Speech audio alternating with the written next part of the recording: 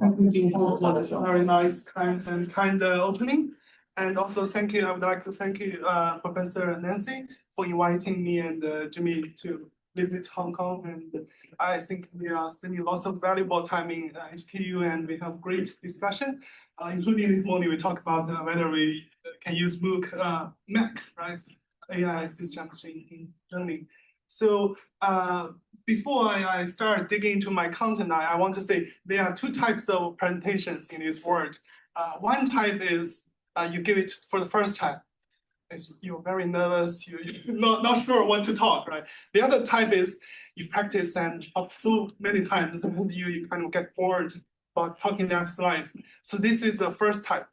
Because I finished these slides last night and I have talked about like learning analytics, metacognition business for many times, and I think why in HQ I must say something new and something amateur, right? So I think I want to share some of our recent work, ongoing work. So this is not published and this is not ever presented in anywhere else. It is about designing, scaffolding, and coding complex human-AI interactions and collaboration process. But I will mainly share a case study, what we did in medical school. We are collaborating with medical school teachers in Beijing, in Shantou, in Shandong, lots of provinces in China. Okay. And so the first part I will mainly talk about this. Okay. Human-AI interactions and collaboration. Back in 2023, we did a study comparing learners learning with generative AI or human experts. Why we did this? Because when ChatGPT, DeepSeek, all this AI emerged, lots of teachers actually and the principals, they worried about whether they will lose job in the future, that their students will learn with AI tutors, with tech companies. So in 2023, there are lots of discussions, but there is no empirical studies to understand or compare this to facilitators. So we did a randomized trial study in Peking University. We recruit more than 130 students, and they are undergrad and graduate students from different majors, like education, computer science, medical science. And we give them a task to read, write, and revising their essay about a topic, which is AI and education. So we give them two stages. First stage is they read and write by themselves, right? This is the first stage. In the second stage, we randomly assign students into different groups. So they have different facilitators in different groups. For example, in one group, they have AI. This is a little pop-up window. They can click, and ask ChatGPT some questions here. But there are other groups which they can interact with a human expert. He's a very experienced teacher, a good friend of mine. I asked him to represent the human teachers to kind of fight against AI, right? But I said the aim of this study is not to compare you two, but we understand the difference. In order to do this, we measured lots of things, for example, pre-post test, essay scores and SIL process, self-regulation learning processes, and we did the study in the lab. That's why we recruit them in the lab and collect trace data, behavior data, and also eye tracking, all this data to help us understand the difference in learning. Based on this study, we wrote a paper titled as Be Aware of Metacognition Laziness. So the main finding is all these different groups, there's no significant difference between their motivation before and after the study. There's also no significant difference between about knowledge gain and knowledge transfer. But the AI group, they wrote a very good essay. They wrote a very beautiful and high score essay. And we find the AI group helps students quickly in a very short time, a 1 hour period, to improve their essay performance. So why is that? We looked into their learning behaviors. We find out that students in the AI group, they tend to stick with AI, right? So this loop, you can see here, this red loop is very strong in AI group. Students do some elaboration writing activities, then they do writing, they go ask others ChatGPT. So they ask ChatGPT a question, they go back to write an essay, then they ask another question. So because this loop is so dominating their learning process, they kind of ignored the other important learning process. For example, this evaluation and orientation and making rereading these activities. But these activities, we find they are green. They are in the human expert group. The human teachers kind of maintained this kind of higher level metacognitive processes. And based on this result, we propose this concept called metacognition laziness. That students can offload a lot, ask AI to do lots of things for them, and they start to be very pragmatic in learning. Because AI can easily help them improve scores, but once they get rid of this AI support, they might not be able to write a good essay as they with AI support, right? So this is very important, I think, in the age of AI. When we learn with AI, we need to be aware that you are offloading lots of things to AI. The cost might be, right, you're over offloading, over reliance on AI. So the underlying issue behind this is Jimmy and Dragon wrote a great short paper about performance and learning. I think the decoupling of learning and performance before AI, right? We need to learn with teacher scaffolding that you improve from a low scale knowledge level to a high scale level. So your performance will improve. For example, driving a car. You need to learn to drive a car so you will be a good driver, right? But nowadays, with the technology, these two line is kind of decoupling. For example, with self-driving algorithms, without practicing so many years, you can drive this car kind of in a decent way. So to the extreme case, these two dimensions completely decouple, delete. This is very fundamental issue behind this AI technology. And once this happens, our students will start to wondering, is this still necessary for them to attend the classrooms, to do all the exams, to learn themselves by themselves, by heart, right? At least in Peking University, we do notice some classes, the attendance rate is dropping.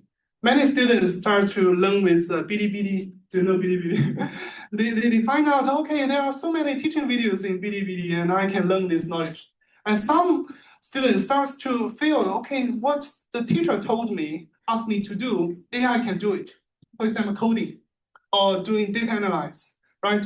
Without learning all this, I can just write a prompt, then ask AI to generate all these codes for them. And when teacher starts to criticize on it, you need to learn my course, you need to be here, then the students will just say, oh, once I go to work, when my boss asks me to do something, I still have AI. I still can deliver. Why I still need to learn so hard on this topic? So this is very important topic, a question we need to think about. So that's why Dragon, Jimmy, and I, we are trying to write a model paper proposing a framework that this dimension is learning still, but this dimension is about performing, AI supported performing. So students from low scale, they might travel up to high scale by themselves, but now they have another possibility to travel with AI, right? To go to AI supported learning. But I think in the current situation, AI can't do everything. So there are situations beyond the ability of AI. The students need to be aware of this situation. And for that situation is what we say upper right corner. That they need to still maintain their knowledge, their skills, and be good at using AI. Okay. And once we value this upper right corner instead of just value the lower right corner, right? We think upper right corner is very important. Then we need to think about how to go to upper right corner from the lower left corner, right? So the unrealistic approach is, right, you just jump. That's impossible. And also, that approach too is every day you use AI. And one day you face a problem that is so difficult, you just expect the user to magically solve a higher level problem. That's impossible, right?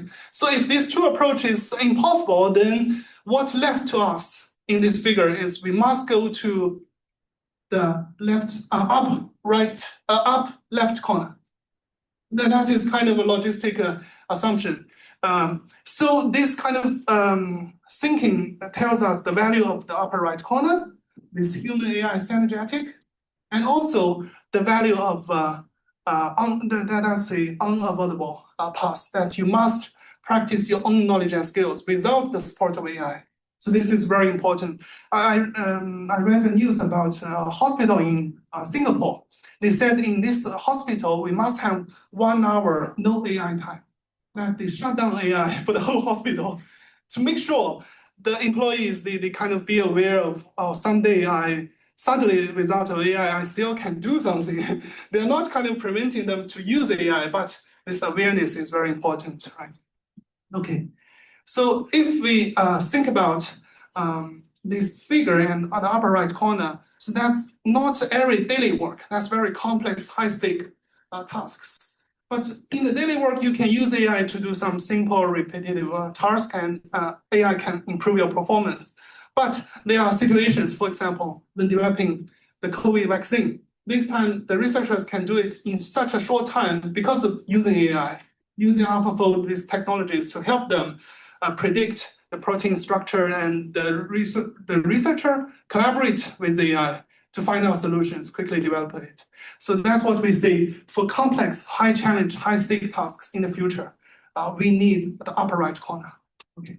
So once we think about it from the human AI synergetic point of view, we need to think about two fundamental concepts about cognitive offloading and metacognitive unloading. This is what behind that 2x2 model. That using AI, you're offloading something to AI for sure, but you need to think about what to offload to them.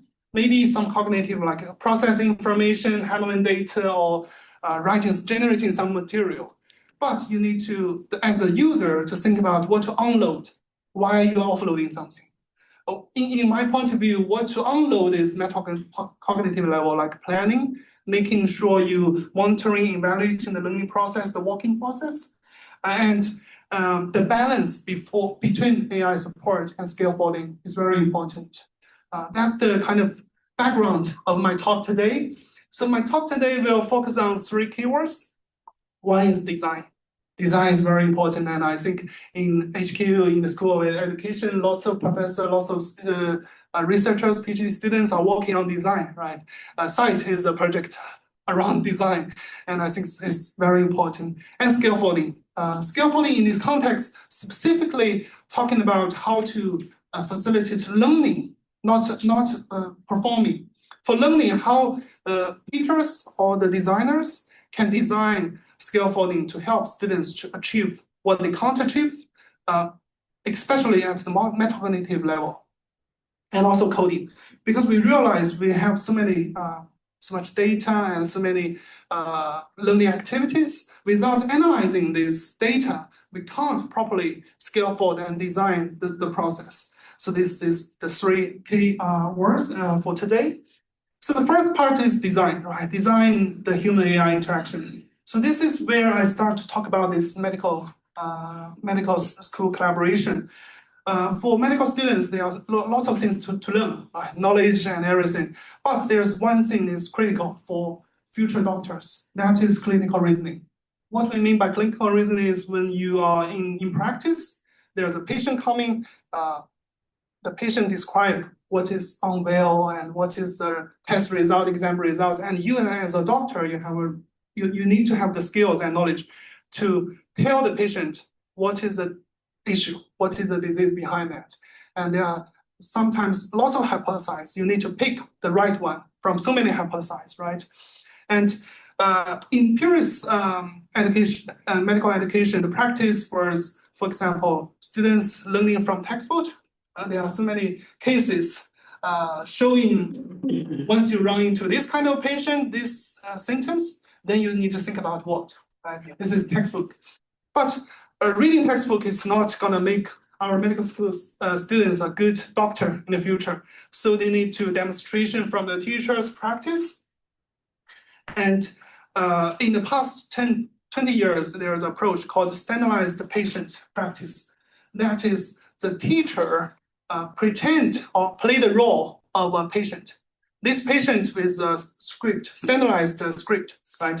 They just the teacher follow the script to play a role as a patient. Then invite the students come up to do this practice with the teacher, and then demonstrate for the whole class. So students can learn from this real or close to real chat. But the problem for this, the good thing for this is it is very effective. It really improves students' clinical reasoning skills. But the problem is the practice opportunity is so limited. This teacher for a semester maybe can only demonstrate 5 to 10 times for the whole class, but there are 100 students there, right? They need reach and a lot of practice. Then the teacher is thinking about, okay, how about we ask the students, the peers, they team up, and one student play the doctor, one student play the patient, then practice, then they take turns. And this is very ideal, right? This is kind of learning with peer interaction. However, this approach, there's a limitation. We can guess what's the limitation. The limitation is the students don't know how to play a patient role because they are very healthy. They haven't got any uncomfortable things, and they haven't seen any real patient in the hospital. So when they get a script and they can't just pretend to be a patient, that's a problem. So in our practice, we are trying to use AI agents to play that patient. Then as virtual standardized patient, students, they just play the doctor role, then interact with our virtual standardized patient. This is what we say, VSP. Okay. Then the design of VSP is very important. The design, what we mean by design is the prompt. We need to write a good prompt to help the AI to play the role, right? So we have, for example, the role setting. I'm telling the AI, now you are playing the role of patient, blah, blah, blah. Your task is to train the medical students' ability to get medical history information. You don't have this medical knowledge, all this, right? This is the setup of the patient, of the role. We also give them lots of guidelines. For example, you can only answer questions. I think one of the problems for generative AI is generative AI keeps talking. Even if you ask a simple question, just answer lots of things you didn't ask. So what we did in this study is we tried very hard to let the AI to hold a little bit. You stop talking, let the students ask you questions. And whenever you are asked a question, you can only answer limited things. Then the other information, you need to wait for the student to ask more questions because that's the teaching goal, right? Learning goal of this course. And then we give them the patient information, for example, the case, your name is Ji-san, you are male, 60 years old, you used to be very good at physical lifting, heavy work, but in the recent half year, you start to feel a chest pain. And what medicine, all this you are taking, and do you smoke, do you drink, all these informations we give it to AI. Then AI tell us, okay, I received the full case information, this is what AI said. I'm now ready to role play as the patient, Ji-san. Then our students start to discuss or chat with this virtual standardized patient, for example, where do you feel unwell? So this is our students' question, right? Then the VSP said, I feel this tight, uncomfortable pain right in the middle of my chest. Then the students say, what kind of pain? Could you try to describe it? And so it feels like something is gripping my chest, a tight squeezing kind of. Then say, is this unbearable? The students ask, right? They say, it's hard to say. It's not that unbearable, but it's a bit more. Okay, and then they say, how long has it been going on? For half a year? How many times?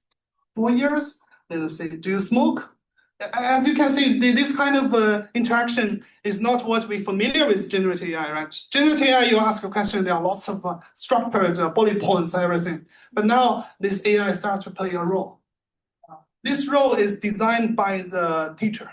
So the teacher is designing this role that students interacting with. So this is what we did for the virtual standardized patient. And in addition to that, we think the task, the case selection is very important. If we choose a very easy task, very easy case, then the students will find the case kind of too standardized. Then I can use template I learned from my course to just use this template to ask questions, then get a result. That's why we need to reach this upper right corner. We need to give them challenging task, complex task. So we select a system called HALER. HALER is originally designed by this New England Journal of Medicine. So they collected lots of real-world, very complex medical cases and turned that into a teaching learning material. Then later on, this journal sold this system to a company. That's what we find. These cases are very good. It's very suitable for us to play the virtual standardized patient role. And we selected hard cases in this system because they are middle, they are easy cases. We selected hard cases. And what we also did a thing, we asked the clinical expert, we asked students, we also asked AI to test this difficult level of these tasks. And we find most of students at the medical school, undergraduate student year 4 or year 5, they can't solve the task by themselves. They can't.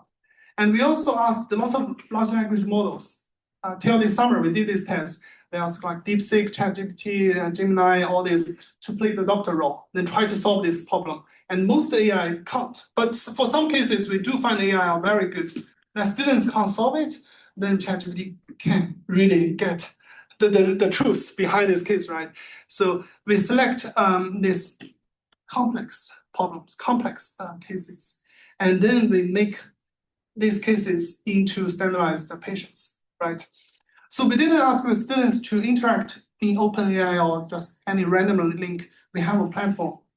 So that's why we designed the platform to be to achieve this AI enhanced or AI supported simulation training. So this is a model-based, model is open source platform, and we just add lots of functions as plugin. As you can see here, all these are what we developed as plugin. So we put onto Moodle, the students can open the Moodle link, then starts to deal with these cases. And one additional function is this patient chat box. Now students can click this button, then just dialogue with a virtual standardized patient here. We also have 2 reporters. What we mean by reporters is report the physical exams result and the test result. For example, do you have any, like, I don't know how to translate, to be honest. And for example, this blood test, lung CT result, the reporter is like in the hospital, give the doctor test result, right? And we have a final kind of summary. After dialogue, chatting with patient, with a reporter, the students, medical school students, needs to report to do a summary. And also at this point, they need to dialogical decision to make a decision. What is the real disease issue behind these symptoms, right? Okay. In addition to that, we give students an AI helper. What we mean by AI helper is okay. We give them a box that they can click this button and they open up a chat box with AI helper. AI helper is basically a large language model. You can see ChatGPT, but they don't need to travel to ChatGPT. They can just interact within our system. In this way, we keep all the data. Okay, so students ask lots of questions. For example, the patient is feeling difficult to breathe. Can you give me some help or some suggestions on how to ask questions? This sense. But we need to reflect on so many design element. Are these elements enough or good enough to kind of ensure effective learning happening, right? I think it might be, but for many students, they still need additional support, scaffolding. So that's what we move to, like how to avoid over-reliance and metacognition laziness and improve their clinical reasoning, like make them a more reflective thinker on the clinical reasoning process. So that's why we move to the scaffolding keyword. So in the scaffolding keyword, we want to scaffold the human AI interaction. And because we have already the doctor, right? This is a student talking with a patient, this data. And when we try to scaffold this dialogue process, we say in this room, we have a third person now sitting behind this doctor. We call it a senior doctor role or your shifu, right? Your tutor. Because in this medical school students, when they really go to a hospital, they do have a tutor, right? In different culture. Sorry, I don't know how to translate that properly. But anyway, there's a guy to guide you, to give you some suggestions. And in this, we say scaffolding or metacognitive scaffolding, right? So previous study focused on lots of experiments like what we did in 2023, and there are still lots of questions unknown. For example, how to access the performance, the combination performance in human AI collaboration in complex problem solving, and to what extent we can help scaffold influence their reasoning process, problem solving process, and how do different intervention, this mechanism behind effective problem solving. So for example, do we give them scaffolding first, then give AI? Or we give them AI first, then we give them scaffolding? Or we give them these different facilitators at the same time? So it is slightly different. During lunch, we were chatting about lots of funny things. One thing is, when I traveled to Chongqing, there's a village school in Chongqing. The principal told me a very interesting example. So when you raise the pig, right? There's a period that the pig needs to grow their bones. Right? There also a period they grow their muscle, their fat. So when the pig is growing their bones, you can't give them the food, they grow their muscle, their fat. You need to find the right period to give the right intervention. So he's a school principal. He's a school principal who raised the pig when he was a kid. So he was trying to say that education is something like that. I think it's quite funny, but very inspiring. In AI, I think the story is kind of similar. When we give AI, when we get students exposed to AI is very important. If the students are not ready for AI, then you'll give AI, they will rely on AI, right? So what we want to try different combinations is maybe we need to give them scaffolding first, or maybe we need them to know the AI first. These are something different. Okay. We did this study in 2 rounds. Last year, we did 1 round with 200 students. This year, we did another round with 500 students. What we learned in last year is our scaffolding design last year didn't work. Why it didn't work, I want to explain. We asked the senior doctor role to kind of interrupt students' dialogue with the patient and give them lots of reflection questions. For example, you can stop and think about, are you on the right path of clinical reasoning? Are you asking the good questions? All these reflecting questions. And when we do that, students find, okay, these questions are good, but I don't need it now. I don't need it for now. For now, I want to continue my dialogue with the patient, all this. So basically, lots of students ignored our senior doctor chat. That's what we get in 2024. And we reflect on this, right? And we think there must be also a kind of a boat carrying this doctor, this scaffolding. Without this boat, students are not prepared for any of this metacognitive level feedback. So that's why we discussed with lots of teachers in medical school. One group in the Netherlands, they developed a table. They call it reflective form or reflective table.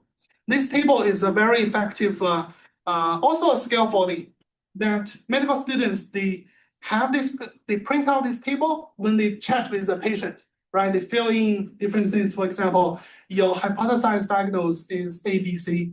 Then the evidence to support this is what? The evidence is not supporting this is what? What do you need to know? So we developed this small table and give it to students, ask them to fill in this form. And whenever they need help while filling in this form, they can go to our senior doctor. So we kind of created deliberate reflection or thinking section. Then in this section, we give them the senior doctor role. I think this new design is kind of better than last year. And we have lots of students interacting with our this senior doctor role. Okay. So in our scaffolding design, the doctor can do lots of things. For example, the doctor can guide students to reflect or correct their understanding of certain knowledge. For example, here, this Dr. Chen is the senior doctor, right? So the Dr. Chen has data of this student's dialogue with the patient, what they fill in this table, all this information. Then, based on this table and this data, Dr. Chen will analyze this data based on a very experienced doctor, their experience of guiding students, right? Then, for this case, Dr. Chen said, oh, okay, your current question, your reasoning is very good, but I noticed something. You put one diagnose as the top diagnose, and you think about all this, but it seems like putting it as the major cause instead of kind of symptoms. So what this Dr. Chen is trying to do is asking the student to think about this concept, whether that's the reason or the cause, all these things, right? Then the student said, oh, okay, this might be, I don't know how to translate, 继发性. So anyway, this is a way that this virtual doctor, this is not a human, right? Dr. Chen is AI, trying to ask questions to ask the students to reflect. But compared to different from last year, they are providing guidance in the context of the students' data. So last year, our scaffolding just asked lots of high-level questions without the students' real problem. So in this year, we combine this metacognitive level scaffolding with the students' current diagnosed context. Okay. Also, the scaffolding can guide students to distinguish among symptoms, right? Talking about differences. Have you thought about? Are you confident, right? Are you confident in the order of different disease? This is very important. We find in the high-stake complex task, in many tasks, AI tend to follow your thinking. AI always encourage you, right? You are so good. Your idea is great. How about we follow your ideas? But in the medical case, it's high-stake. We need AI to challenge the students. So here is like a gentle challenge. Are you confident? Are you confident in this order? When the students are being challenged, they kind of raise their awareness of reflecting or evaluating their thinking. Also, to evaluate different clues. So here is a case: the senior doctor said something like ask them to review the symptoms, everything, and did you underestimate these clues in other disease? Then the students think about it, but they don't have answers. So they go to AI. They ask AI a question. So this question is kind of triggered by the senior doctor role. From this point, these different agents, they start to connect. I think this is very important. And by connecting different agents, students, this question, they need to think about and propose this question. While thinking about this question is a very important practice for the medical students. Okay, so in this year, following the current platform design and scaffolding design, we try to design a study. We randomize students into different groups. For example, control group, there's no support. AI group, we just give them AI. Scaffolding group, we just give them a senior doctor role. But we care about the order. Because in my hypothesis, I think maybe give them scaffolding first is important. Let them prepared for the dialogue with AI. Let them have the kind of mindset of how to clinical reasoning first, then give them AI. I guess this approach might be good because we are doing this study right now, collecting data. So I don't have the result for now. And also we want to kind of withdraw the support. So that's why we are trying to do the additional task that once we get rid of this AI scaffolding, can students maintain their clinical reasoning, their questioning skills still. And then we give them AI again, because in the future, every doctor will use AI. I think just how to use it, we want to see whether students experience the scaffolding will use AI more critically, more reflectively. We want to see the result, but this is really ongoing. So I don't have any result for that. So we collected lots of data. We have log data. We have like diagnosis report. We have pre-post test. We have also many measures, for example, cognitive load, trusting AI, all these things. But we don't have results. Sorry for that. I hope maybe next year we will have some result to share with everyone. But we have a lab and field lots of interviews with our students. We have observations. We do see a very strong positive meta-cognition engagement in the group of scaffolding. That many students, when we interview them or we look into their screen recording or we look into their diagnosis, we find there are some aha moment in the scaffolding group that the senior doctor role challenged or triggered lots of thinking in students' mind, and they really changed their diagnosis direction. For example, they just one case is most students, they were thinking about something about their kidney, but the real reason is not about that. So 80% of them are making mistakes. The real issue is about their liver. So we do find in some cases, the scaffolding from the senior doctor role did trigger students' reflection on that. Because the case is a very rare case that most real human doctors, they misjudged on that case. That's why this New England Journal, they collect this case as a very typical case. And we think that's very promising. But for now, we don't have enough data to see that's a significant difference. So in this study, we have a problem, or a happy problem, 幸福的烦恼. That is, we have too much data in this study, right? This rapidly accumulated data, diagnosed data, is really making us very hard or difficult to analyze it, to have a conclusion. So I will show you the data in a moment. So that's why we start to talk about coding this data. So this coding is a work with Shantou University Medical School, Dr. Na Ping. So she was a visiting scholar at Peking University. That's where she went to my course, and we started to collaborate 2 years ago. And she's a brilliant doctor, a teacher, and also a coder. So this figure is drawn by Na Ping. She selected lots of published coding kind of suggestions, interview structures to code the diagnosed data. But it is really specialized.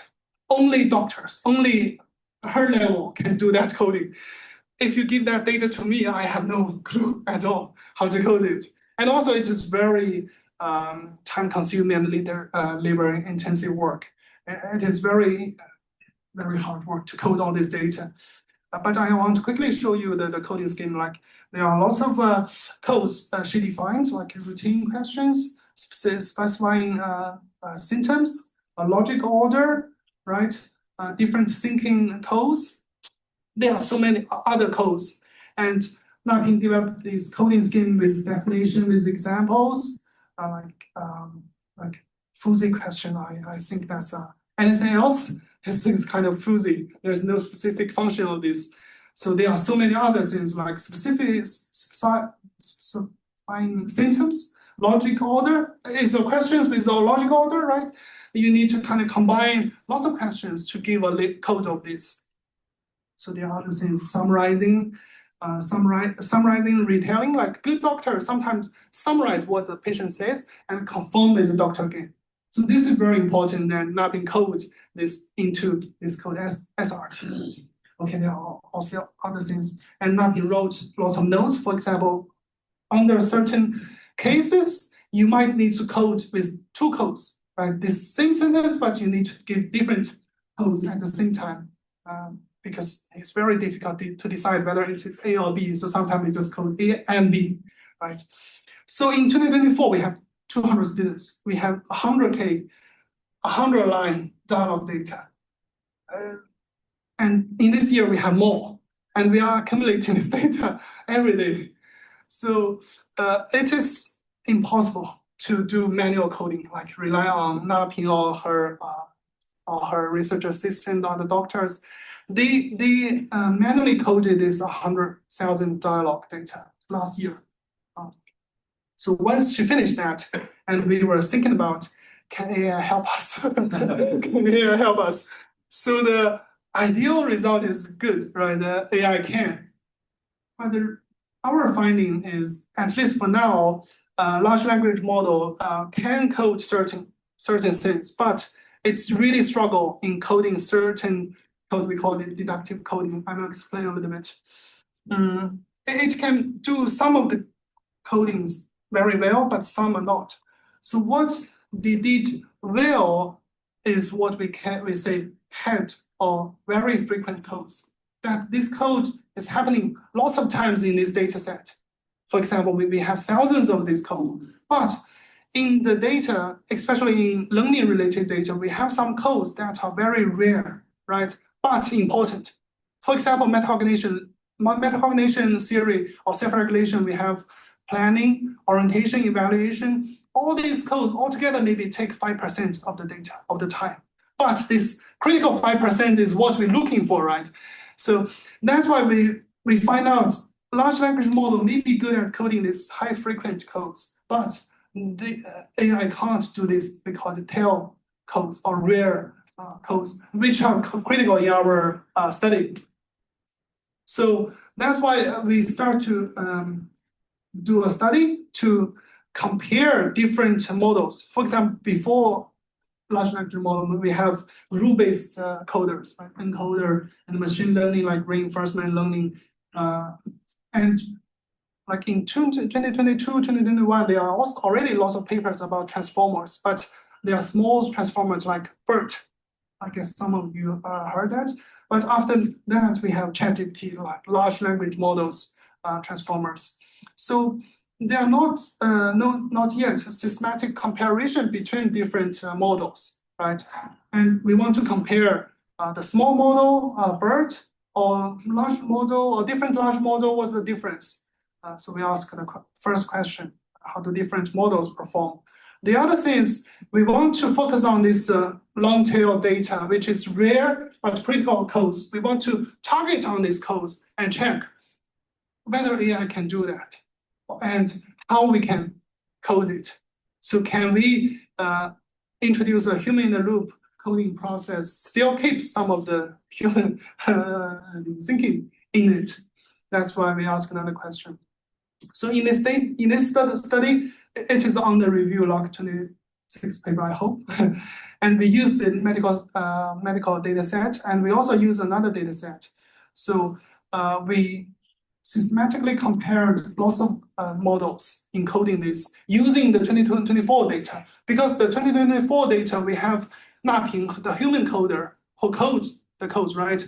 We just assume her code is great. we consider that as ground truth, and we use that to compare with AI's coding. For example, we give AI the code book, we ask AI to code everything, and then we compare the similarity or the interreliability between the AI coder and mapping the result, right? So, and we also want to introduce a human AI collaboration workflow.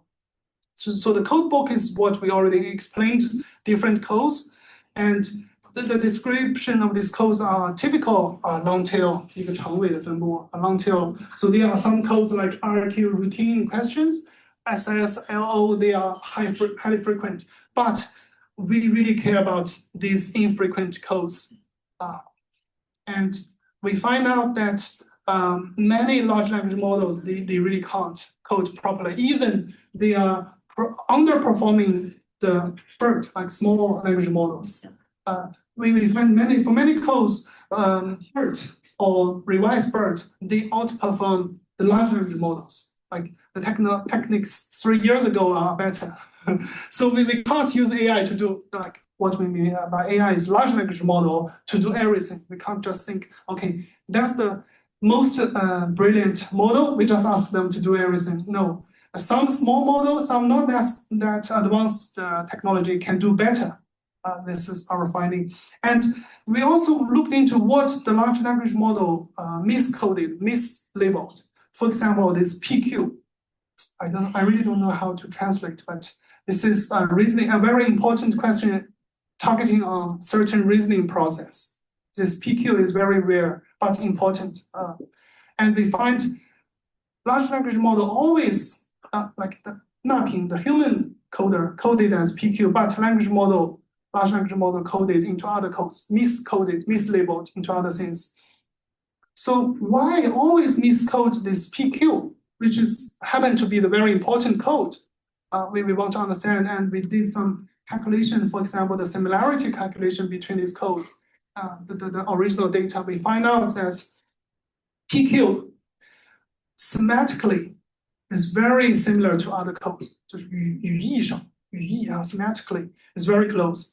But with that context, the same word, the same question means differently, pragmatically. 就语用上，语义和语用有点区别哈。语义就是 the meaning, but 语用 is how to use that language to deliver something. So AI, because semantically all these codes are very similar, so they just miscode into other things. But human coders, they have lots of this so-called silent knowledge about this case, about this context. So this silent knowledge is what human coders is valuable to code all this. So that's the first finding. The second finding is we designed this so-called human-in-the-loop coding. So we first use BERT, this MacBERT to do one round of coding. Then based on our training data, some codes are good, are correct. It kind of reach a very high reliability, good coding result. We just pass these codes. We don't do it again. We trust BERT or we trust AI, but we will select the lower reliability codes to give it to human and large language model to discuss this coding. So we usually select 10% of the whole codes to give it to human. This 10% codes is what we think AI or technology cannot distinguish correctly. But the other 90%, we kind of, in a certain level, we can trust AI. Not 100%, I want to say that. And because we have a huge training data set, so we can achieve this. But if you didn't code any data, you really can't just offload everything to AI. So the first step of coding is still human coding, unfortunately. So, but during this approach, we find out we do improve the coding quality, everything.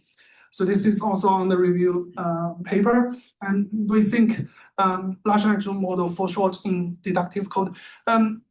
Lots of researchers use AI to do to kind of to discuss with AI to come up with coding books. This is good, but once you have a coding book, then you give it to AI. This is so-called deductive coding. We need to be careful with that this process. And the human in the loop is very necessary, is still important. And the current state, maybe next year there will be a huge advance in AI. Maybe we will see different results. But for now, we need to think about coding still human in the loop. So coming back to our 3 keywords. So we talked about this model, 2x2 model. We give a quick background of our study. We want to go to upper right corner, right? This is the aim. And how to go to it is we need to train both the AI's empowered skills and high human skills. And by deliver this, we need to think about design, scaffolding, and coding. And I also introduced a medical school case in this. So I have some other slides, but we don't have enough time, I think. So I want to quickly show you in our study, we did two parts actually. One part is we call it online field study in the Shantou University. But in the lab, we also have lab data. We invited the students at medical school in Peking University and Xiehe. They come to our lab to do the task. And so this is students and our researchers kind of supervising this process and collected lots of data. In addition to behavior log and eye tracking, we also ask them to do think aloud in the lab. So while solving the task, they need to talk what they are thinking. And also during the study, researchers will take notes. For example, here there's a real interesting aha moment that students change their direction. So they will take notes. After the study, they will play the video, replay the whole learning process video, ask them to do simulative recall. Recall what you were thinking at that point. In this way, we kind of trying to understand the reasoning process because it is really complex. Lots of things, even though we have eye tracking, we have dialogue data, you still can't measure what is happening in students' mind, right? So we're trying to use think aloud and simulative recall to give us some hints why students at this point, they change their direction in reasoning, clinical reasoning. Okay. Oh, that's my presentation.